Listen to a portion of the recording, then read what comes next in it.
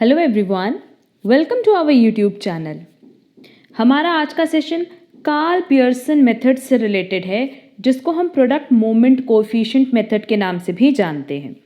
अगर आप हमारे चैनल से पहले से जुड़े तो आपको पता होगा कि हमने कोरिलेशन पे कई सारी क्लासेस ऑलरेडी अपलोड की हुई है, जहां हमने कोरिलेशन की मीनिंग, उसके मेथड्स, प्रॉपर्टीज सब पे डिटेल डिस्कशन किया हुआ है। एंड हमारा अभी जो करंट टॉपिक चल रहा है वो है methods of coefficient of correlation. तो बेसिकली इसमें पहला मेथड जो था स्कैटर डायग्राम मेथड, वो हमने डिस्कस कर लिया है। एंड सेकंड मेथड हमारा था ग्राफिकल मेथड, वो भी हमने डिटेल डिस्कशन किया है।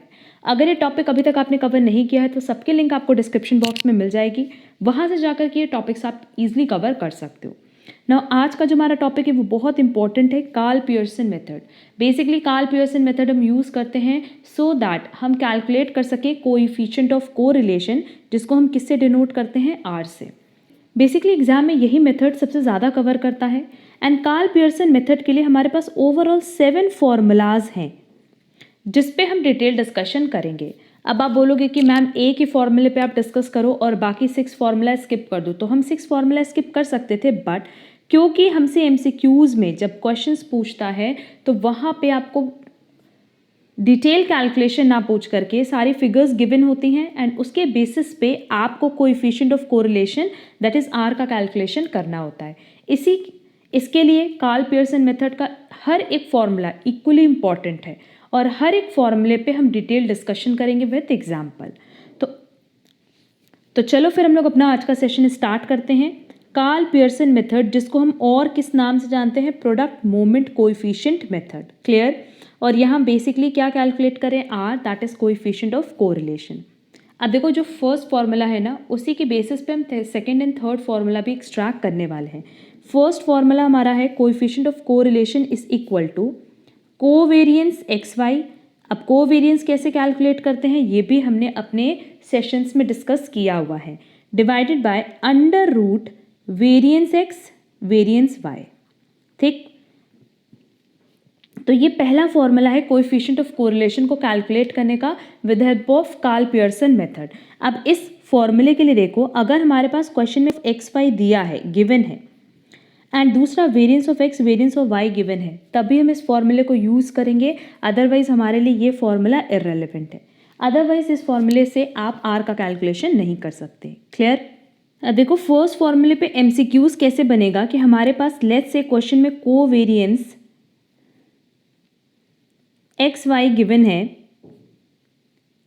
40, वेरियंस ऑफ एक्स गिवन है 16 and variance of Y given है 256। ठीक, अब अगर हमारे पास ये तीन वैल्यूज़ दी हुई है तो नो डाउट हम इसका फर्स्ट फॉर्मूला यूज़ करेंगे। सिंपली क्या करना है, फॉर्मूले पे वैल्यू पुट कर देनी है। क्लियर? तो इसकी वैल्यू मेरे पास दी हुई है 40, under root variance of X दिया है 16 और वेरियंस ऑफ वाई दिया है 256। 6 किसका स्क्वायर है, 4 का, और 256 किसका स्क्वायर है, 16 का। तो सिंपली क्या हो जाएगा, 40 डिवाइडेड बाय 4 मल्टीप्लाई बाय 16। बस इसको सॉल्व कर लेंगे तो आंसर आएगा 0.625। क्लियर? और हमने पहले ही बताया कि हमारी आर की वैल्यू -1 to 1 के बीच में ही लाई करती है। तो सिंपली अगर हमारे पास इन तीनों की वैल्यू दी है तो हम फर्स्ट फॉर्मूला यूज़ करके बहुत ही ईजिली कोएफिशिएंट ऑफ कोरिलेशन का कैलकुलेशन कर पाएंगे। अब देखो एक एग्जांपल हमने लिया है, calculate the coefficient of correlation for the following data. इसी क्वेश्चन की हेल्प से ना हम हर एक फॉर्मूला एक्सप्लेन करके बताएंगे। अब ये जो फॉर्मूला हमने बताया आर को कैलकुलेट करने के लिए, covariance X Y divided by under root variance of X multiply by variance of Y.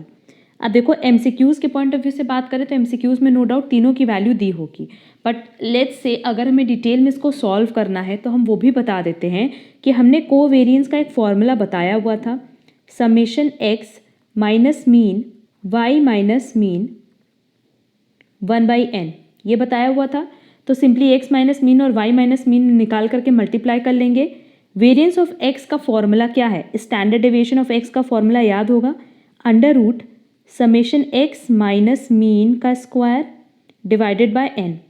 ये सब हमने मेजर ऑफ डिस्पर्जन में डिस्कस किया हुआ है। एंड कोवेरियंस का फॉर्मूला हमने कोरिलेशन के पास्ट कॉन्सेप्ट सेशन में डिस्कस किया हुआ है। वेरियंस ऑफ वाई कैसे निकालेंगे, स्टैंडर्ड डेविएशन ऑफ वाई की हेल्प से, under root summation Y minus mean का स्क्वायर डिवाइडेड बाय n। तो देख लो हमारे पास सारी फिगर्स दी हुई हैं, बहुत ही ईजिली हम पहले इन तीनों का कैलकुलेशन कर लेंगे और फिर कोएफिशिएंट ऑफ कोरिलेशन का।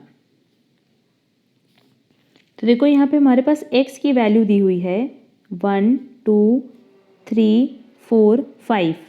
मीन ऑफ x हम लोग सिंपली निकाल लेंगे, हम लोग आएगा 3। x माइनस मीन करो, यह आएगा -2 -1 0 1 2। अब देखो y की जो वैल्यू दी है वो दी है 2 4 8, इसको 6 ले लो, ठीक है। कैलकुलेशन इजी करना है 10। अगेन हम मीन ऑफ y निकालेंगे, बहुत ही सिंपली मीन ऑफ y निकल जाएगा। मीन ऑफ y कितना आएगा 6। अब y माइनस मीन कर लो तो ये आ जाएगा -4 -2 2 0 4, ठीक। अब देखो कोवेरिएंस के लिए हमें इसका और इसका मल्टीप्लिकेशन चाहिए, तो मल्टीप्लाई कर लेते हैं। x minus mean y minus mean को मल्टीप्लाई कर लेते हैं, ये हो जाएगा माइनस माइनस प्लस 4 2 8 2 1 2 0 0 8, ठीक। अब इसका स्क्वायर निकालेंगे, इसका स्क्वायर निकालेंगे। पहले इसका टोटल देखो कितना आ रहा है, इसका टोटल आ रहा है 18। अब इसका स्क्वायर कर लेते हैं, x माइनस मीन का स्क्वायर कर लेते हैं, ये हो जाएगा 4 1 0 1 4, तो ये आ गया टोटल 10, ठीक। वैसे y माइनस मीन का स्क्वायर कर लो तो ये आ जाएगा 4 4 जा 16 2 2 जा 4 2 2 जा 4 0 4 4 जा 16, और इसको जब हम टोटल करेंगे तो मेरे पास वैल्यू आएगी 40। हमें जो तीन वैल्यूज़ चाहिए थी वो तीनों वैल्यूज़ हमने फाइंड आउट कर ली है। सबसे पहला कोवेरिएंस कैलकुलेट करने के लिए वैल्यू आई 18, x माइनस मीन का स्क्वायर आया 10 और y माइनस मीन का स्क्वायर आया 40। अब देखो पहले हम क्या निकालेंगे, कोवेरिएंस, और कोवेरिएंस के लिए हमें वैल्यू चाहिए 1/n summation x minus mean y minus mean. n कितना है 1 2 3 4 5 मल्टीप्लाई बाय, इसकी वैल्यू हमने कैलकुलेट की थी जो कि आई थी 18, तो हमारे पास कोवेरिएंस आ जाएगा 3.6। अब हम standard deviation of x calculate कर लें जो कि था under root summation x minus mean का स्क्वायर, जिसकी वैल्यू मेरी आई थी 10 डिवाइडेड बाय 5, ये आ रहा है अंडर रूट 2। और क्या हमें स्टैंडर्ड डेविएशन ऑफ x चाहिए? नहीं, हमें स्टैंडर्ड डेविएशन ऑफ x नहीं, वेरिएंस ऑफ x चाहिए। तो ये सिंपली क्या हो जाएगा 2 स्क्वायरिंग बोथ साइड करके। वैसे हम स्टैंडर्ड डेविएशन ऑफ y निकाल लेते हैं, सिंपली अंडर रूट कितना हो जाएगा 40 डिवाइडेड बाय 5। अगेन इसको जब हम सॉल्व करेंगे तो ये आएगा 8, और क्योंकि हमें वेरिएंस ऑफ y चाहिए तो ये वेरिएंस ऑफ y आ गया 8। क्लियर? तब देखो हमारे पास वेरिएंस ऑफ x आ गया, वेरिएंस ऑफ y आ गया, एंड कोवेरिएंस हमने कैलकुलेट किया था 3.6। तो क्या अब हम r कैलकुलेट कर सकते हैं? बहुत ही ईजिली। r क्या हो जाएगा, कोवेरिएंस ऑफ x y जो कि आया 3.6 divided by under root 2 multiply by 8, ये हो जाएगा 3.6 डिवाइडेड बाय 4, और फर्दर इसको सॉल्व करने पे वैल्यू आएगी 0.90। क्लियर?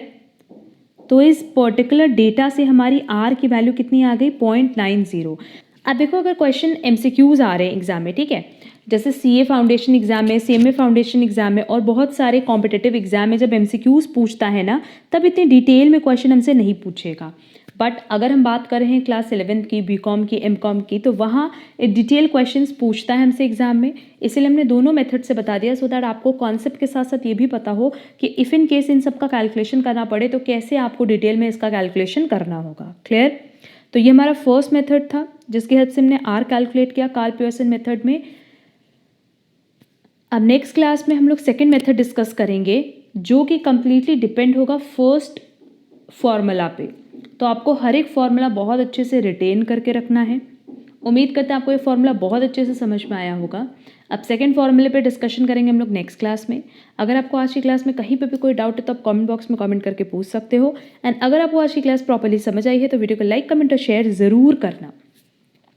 हमने टेलीग्राम पे एक चैनल बनाया हुआ है जहाँ हम सारे नोट्स एंड क्लासेस से रिलेटेड अपडेट्स प्रोवाइड करते हैं, जिसकी लिंक आपको डिस्क्रिप्शन बॉक्स में दी गई है। वो चैनल आप ज़रूर से ज्वाइन कर लेना सो दैट आपको सारे नोट्स PDF फॉर्म में एक जगह मिल पाए। हम लोग मिलेंगे हमारी नेक्स्ट क्लास में। आज के लिए बस इतना। Thank you so much.